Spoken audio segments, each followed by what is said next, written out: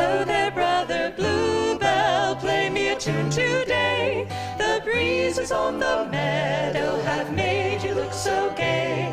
The meadowlarks are singing, joy's in the air. Come set your bells are ringing, you've gladness to share. Hello there, sister Dewdrop, linger a little while. Your colors in the sunlight would make a monarch smile.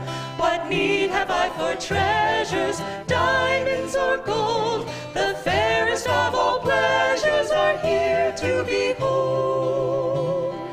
Hello there, dearest kinsmen, pebbles and laughing brooks, you timid little beetles that hide in private nooks. God made us of his gladness, come then and sing, to cure the world of sadness, so ring, bluebell ring. To cure the world of sadness, so ring, bluebell ring.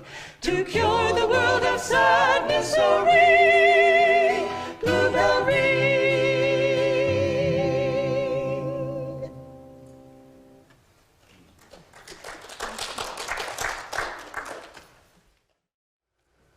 Good morning or good afternoon, depending where you are in the world. Thank you for joining us. My name is Nayaswami Ananta. This is Nayaswami Maria. And with today we have Ram and Catherine doing blessings, and Erin will give the talk. And we're broadcasting from the Temple of Light in Ananda Village in California. And we're very glad to be here. I'm going to read from Rays of the One Light. This topic this week is reason versus intuition. Truth is one and eternal. Realize oneness with it in your deathless self within. The following commentary is based on the teachings of Paramahansa Yogananda. Jesus, when addressing his critics, appealed to reason and common sense in his training of the disciples. However, he, like all great masters, encouraged in them the development of a higher faculty, soul intuition.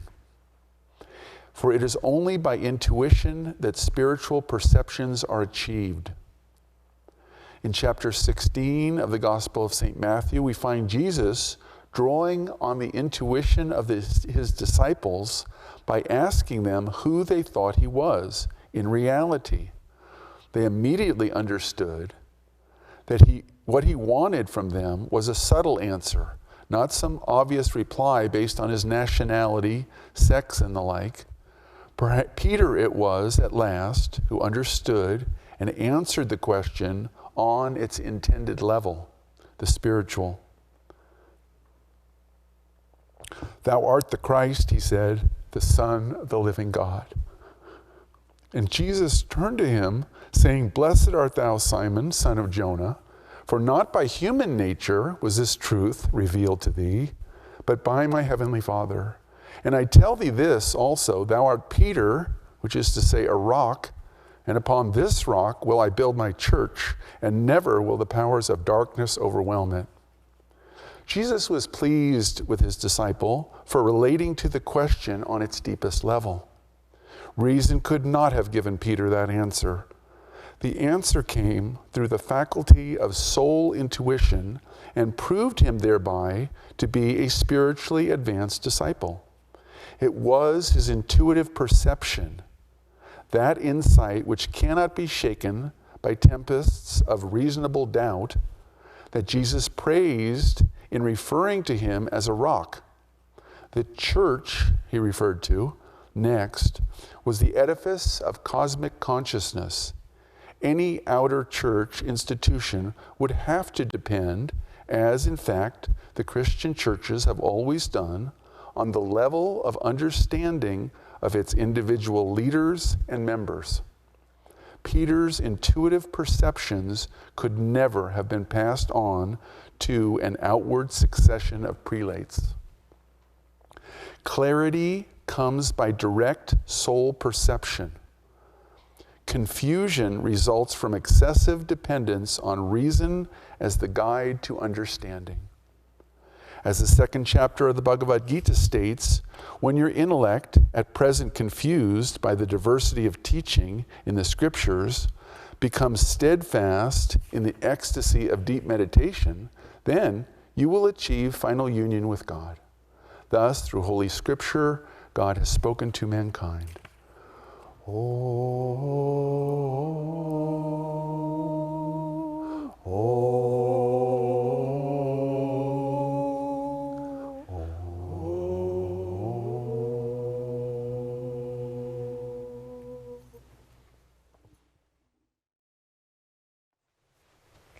Good morning, everyone.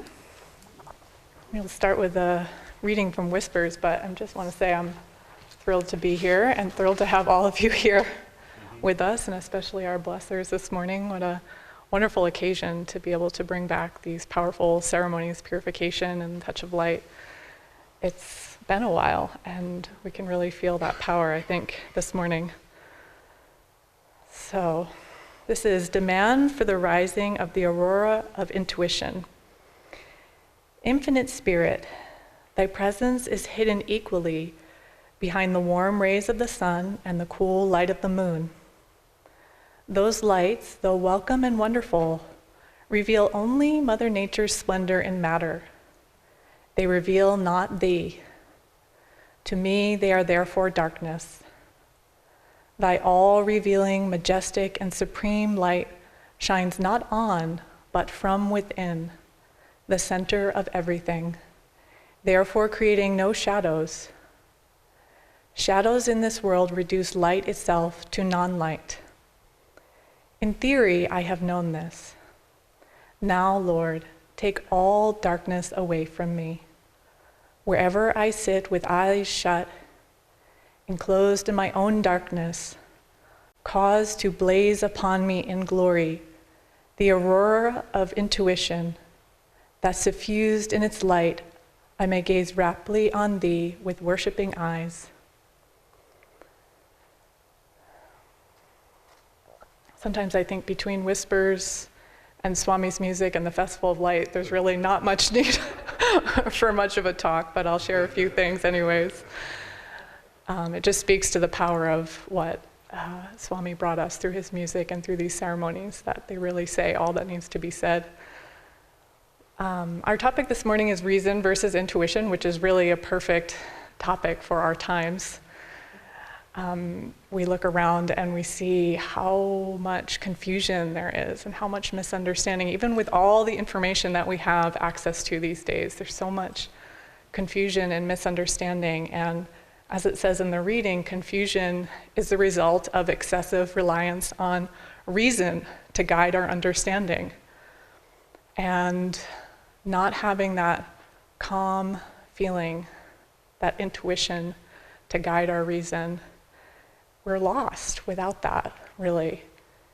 And I think we need now more than ever to develop that intuition, to develop that soul perception, that deeper way of knowing, to find solutions, because solutions don't come from reason alone. They come from intuition. Einstein said you can't solve a problem on the level of consciousness that created it. And that's what we see happening in many ways, that we're using the subconscious, our past experiences, our emotions are getting involved, our desires, or on the conscious level with endless reasoning and, well, yes, but what about this and what about that? And just relying only on what we can see with the senses. It's limited.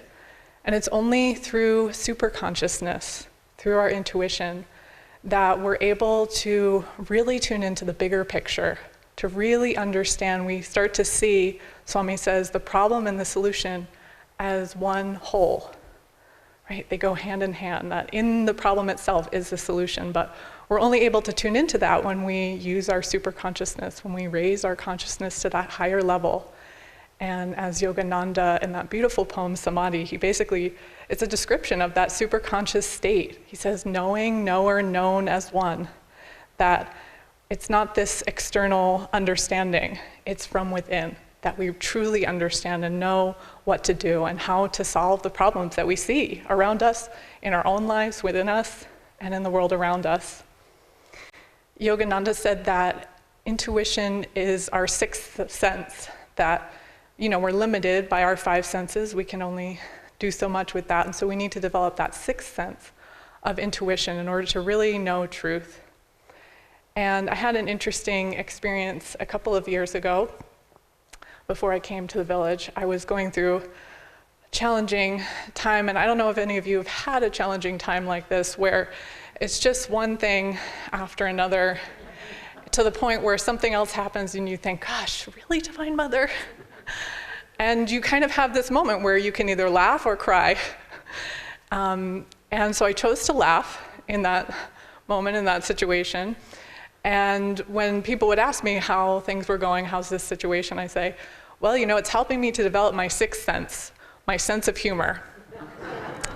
And, I think this goes hand in hand with intuition, because what it did for me was it allowed me to see the situation from that divine perception, to see God's Leela, to see it as God's play, to not get pulled down into seeing it from the subconscious or the conscious, but to really rise above it and see it from that higher perspective, which is just so powerful, and to really just see the truth of the situation, which is, it's all God.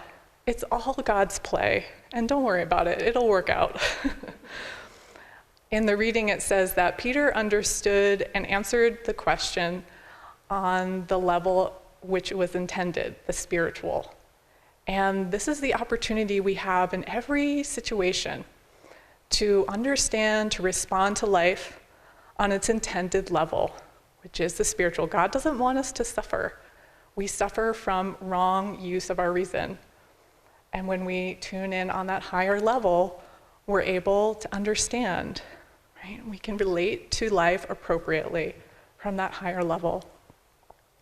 I have a friend that I love to call up when I'm going through a challenging time and feeling really confused, because no matter what I share with her, her response is more or less the same, which is, wow, that's so interesting.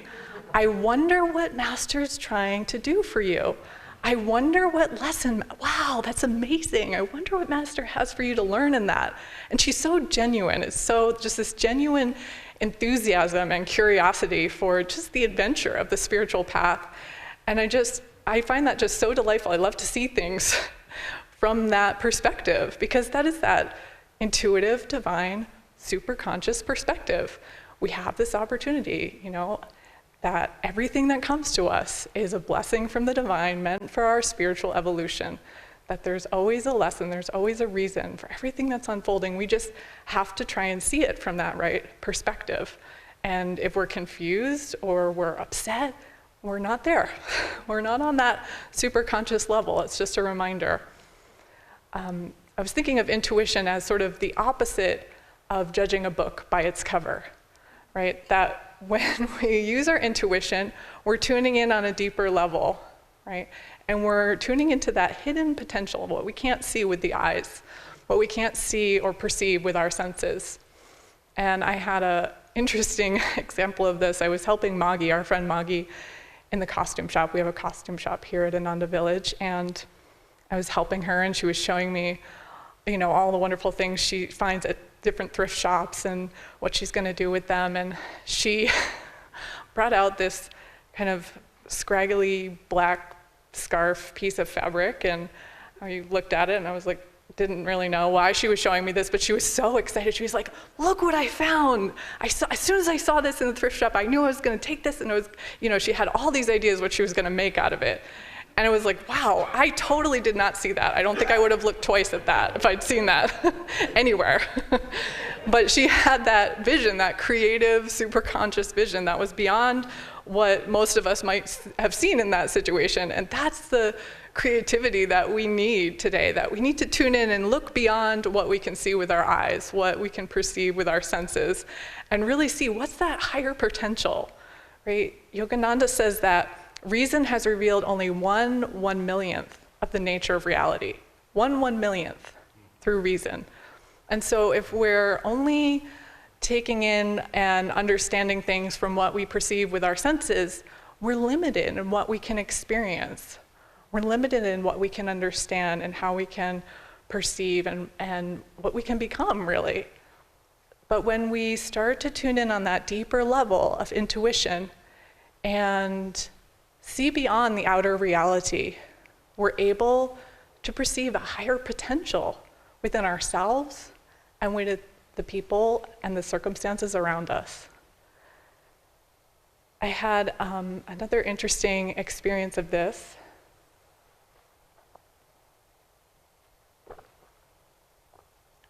And I think it's important to note, of course, that we're able to tune into that higher perception through stilling our hearts and minds, through meditation. I had a student that, when I was teaching third grade, was struggling to learn to read, and it was very challenging, and I was constantly trying to figure out what the problem was and how I could fix it, how I could help her learn to read. And the more I looked for problems, the more problems I found. And I was just, as you can imagine, just completely caught in that problem consciousness. And then we had a school break, and I was able to meditate more and just be in silence, be still.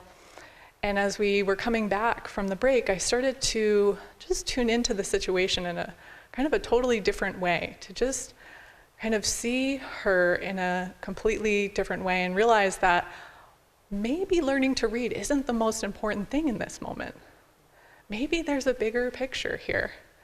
And just to really tune into that higher potential, that, wow, she has all these strengths, all these skills, and I was so focused on this one aspect that I was unable to see the rest of that, unable to even relate to that.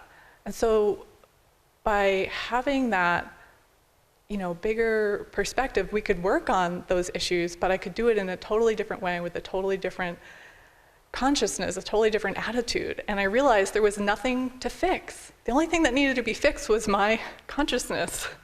And I've seen this play out again and again as I go along the spiritual path, that whenever a problem comes, whenever a difficulty comes along, there's really nothing to fix except my consciousness, except the way that I'm perceiving the situation. That's the opportunity that Master is giving us in every test and every challenge and every situation that we face. So I've been working now with parents in sharing these teachings, sharing education for life. And I had this couple that I started working with a little over a year ago, and they were had lots of questions and were wanting to know, how do we do this, and why does my child do this, and wanting to understand, and just, coming to every class that I had to offer and coaching sessions and everything, and just looking for answers. And I gave them tools and techniques. We start every session with centering, with deep breathing, just calming the heart, calming the mind, and giving them tools, ideas, things that they could do, but really working with seeing themselves and seeing their child from a different perspective, from a higher, more expansive perspective. That, who is this child? What is it that they really need, right? What's really happening here? And I had a workshop recently, and the mother shared as a testimonial. She said, I used to come to Erin and ask her all these questions, and it was wonderful that I could come to her and ask her these questions. But I realize now I don't need to call Erin so much, because I understand now how to see my child in a different light, how to see the situation, and I can answer those questions myself now. And really, that's the power of intuition, is that we have those answers. We have that power to answer those questions within us. We just have to tune in on a different level of consciousness. We just have to raise still that restlessness, still that worry and that fear and that concern that we have, calm our hearts, and then we can perceive from that higher consciousness. And we see this example with the great saints and scientists and inventors and innovators. They were all able to tune in on that higher level. They didn't achieve what they achieved in their own lives and in the things that they brought to the world by relating to it only through reason or only through the material plane. They were tuning in on that higher level. And one of my favorite examples is the life of George Washington Carver, who was a great scientist saint, I would say. He lived he was born into slavery. He was an African American born into slavery at the end of the Civil War. And his entire life is amazing. I wish I had time to tell his whole story, but I highly recommend reading more about him. It's very inspiring, all that he overcame to become this amazing scientist and researcher that really transformed the agricultural industry. And so he was working at one point in the South, and cotton had been the only crop grown in the South for many, many years, and it had completely depleted the soil. There were pests, and the farmers were devastated. There was nothing they could do. They were losing money. And so he tested the soil, and he found out that you could plant peanuts, and it would help bring back the soil, the nutrients that the soil needed. So, of course, people were like, I'm not going to plant peanuts. What are we going to do with them? There was nothing to be done with peanuts at that time. There was no market for peanuts, but people started planting peanuts, and then there were all these peanuts everywhere. And so Dr. Carver had this habit. Every morning at 4 a.m., he would go out into the woods, and he would talk to God. So one morning he went out, and he prayed to God, why did you create the universe? And God responded, that's too big of a question. Ask something that's more your size. And so he said, okay, why did you create the earth? And God said, nope, that's still too big of a question for your little mind. So he asked, why did you create man? And God said, your little mind still wants to know too much. Ask something more your size. And so he asked, well, why did you create plants? And God said, far too big still. So finally he asked, Lord, why did you create the peanut? And God answered him and guided him. And he went back to his laboratory, and within 10 days, he created hundreds of uses for the peanut. Dyes, plastics, medicines, food products. I mean, it's just an endless and amazing list of things that he created just with the peanut, not to mention all of his other inventions. But it just speaks to that power of raising our consciousness, attuning with that divine vision, that intuition to know from within. The other example I think many of us think of when we think of intuition is Swami Kriyananda. We look around this community, everything that was created here was created in that superconscious flow. Everything that he did, the books that he wrote, the music that he wrote, it's just example upon example. But one of my favorites is when he was wanting to edit Master's Gita commentaries, and SRF had the manuscript. And so he couldn't get a hold of it in order to edit it, but he just felt that's something he really needed to do. And so one night he had a superconscious dream, and Master said to him, use my words. And Swami said, but the doors are closed, meaning he couldn't get the manuscript from SRF. And Master said to him, don't overlook the possibility of a skylight. And I love this. It's such a wonderful reminder to return to that superconscious, that attunement to that higher consciousness. And when he actually did sit down to write those commentaries, he wrote 600 pages in 2 months. I mean, that's just not possible on any other level. You can't do that from the conscious reasoning mind. You can only do that from intuition and from attunement. And it's just a beautiful reminder that there's always a solution. There's always an answer. It's just a matter of whether we're tuning in on that higher level. Yogananda said that intuition is the soul's power of knowing God.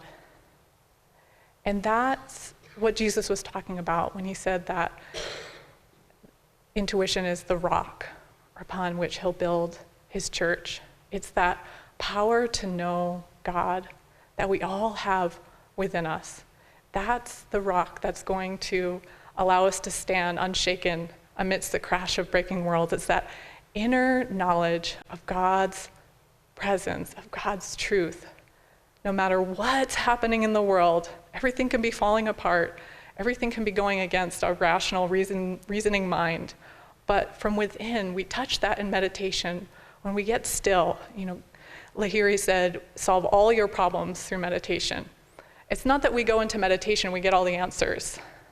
It's that we get still and we tune into that higher consciousness and we realize the truth, that God is here with us. He's in everything, in every situation, in every circumstance.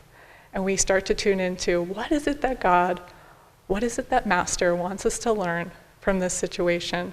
So we have that opportunity in every moment to tune in on that higher level of consciousness, and from that truth, from that intuition, to stand unshaken against the crash of breaking worlds. So, many blessings.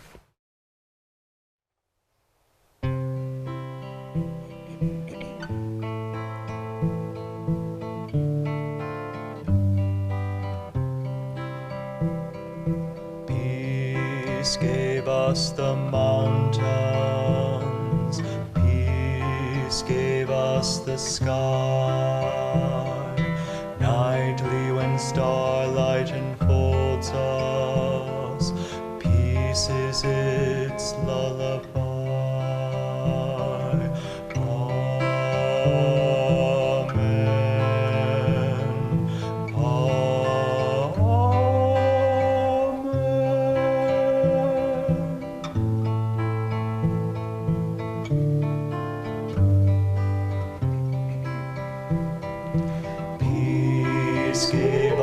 The morning, peace gave us the sun, bird songs that call us to welcome day and fresh labors begun. Amen.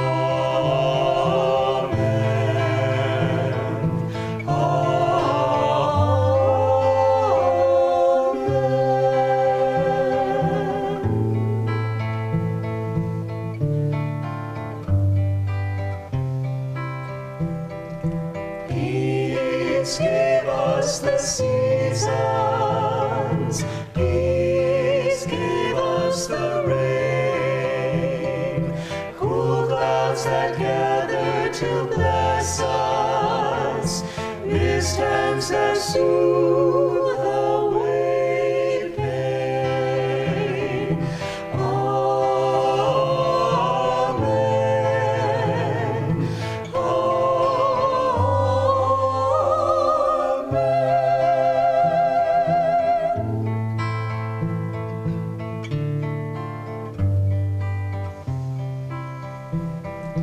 Peace gave us our heart's love. Peace gave us our smiles. Rays of God's presence within us. Light that all strife reconciles. Amen.